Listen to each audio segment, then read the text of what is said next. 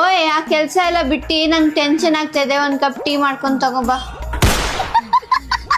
ಈ ನಾಯಿ ನನ್ನೇನ್ ರೋಬೋಟ್ ಅನ್ಕೊಂಡಲ್ಲ ಏನೋ, ಒಂದ್ ಕೆಲ್ಸ ಮುಗ್ದಿಲ್ಲ ಅಷ್ಟ್ ಬೇಗ ಇನ್ನೊಂದ್ ಕೆಲ್ಸ ಕೊಡ್ತಾವಳೆ. ದನ ಕೆಲ್ಸ ಮಾಡೋದು ನಾವು, ಟೆನ್ಷನು ಇವಳಿಗೆ, ಟೀನು ಇವಳಿಗೆ ಅಂತೆ. ಬೇಗ ಬೇಗ ತಗೊಂಬಾ ಟೀ. ಒಳ್ಳೆ ಎಬ್ಬ ಒದ್ದಾಡ್ತಾವಳೆ. ಇಲ್ಲೆಲ್ಲ ನಾವು ಸಿಕ್ಕರೆ ಅವಳ ಮೈ ಮೇಲೆ ಬಿಟ್ಬಿಡ್ತಾರೆ, ಕಚ್ಬಿಟ್ಟು ಸಾಯಿಸ್ಬಿಡ್ಬೇಕಾಗಿತ್ತು ಇವಳನ್ನ. ಇಬ್ರು ಅಲ್ಲೇ ಒದ್ದಾಡ್ಕೊಂಡಿರೋರು.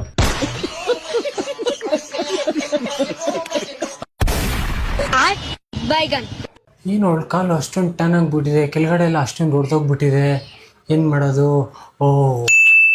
ನಾನು ಟ್ರೈ ಮಾಡಿದ್ದೆ ಸೋಲ್ ಸ್ಕಿನ್ ಅವ್ರದ್ದು ಫುಡ್ ಪೀಲಿಂಗ್ ಮಾಸ್ಕ್. ಇದರಲ್ಲಿ 2 ಸಾಕ್ಸ್ ಥರ ಬರುತ್ತೆ. ಫಸ್ಟು ನೀಟಾಗಿ 2 ಕಾಲು ವಾಶ್ ಮಾಡಿಕೊಂಡು ಡ್ರೈ ಆದಮೇಲೆ ಆ ಸಾಕ್ಸ್ ಥರ ಹಾಕೊಂಡ್ಬಿಟ್ಟು 1.5-2 hours ಹಂಗೆ ಬಿಟ್ಟಿರಬೇಕು.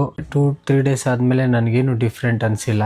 5th ಡೇ ಆದಮೇಲೆ ಪೀಲ್ ಆಗೋಕ್ಕೆ ಸ್ಟಾರ್ಟ್ ಆಯಿತು.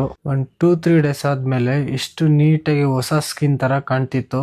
ಫುಲ್ಲು ದೊಡ್ಡ ಸ್ಕಿನ್ ಎಲ್ಲ ಹೋಗಿ ಕಾಲಂತೂ ಫುಲ್ಲು ಸಾಫ್ಟ್ ಥರ ಆಯಿತು. ಮತ್ತು ನನಗೆ ಇದರಲ್ಲಿ ಟ್ಯಾನಿಂಗು ಕಮ್ಮಿಯಾಗಿ ಹೋಯಿತು ಅಂತ ಅನಿಸ್ತು.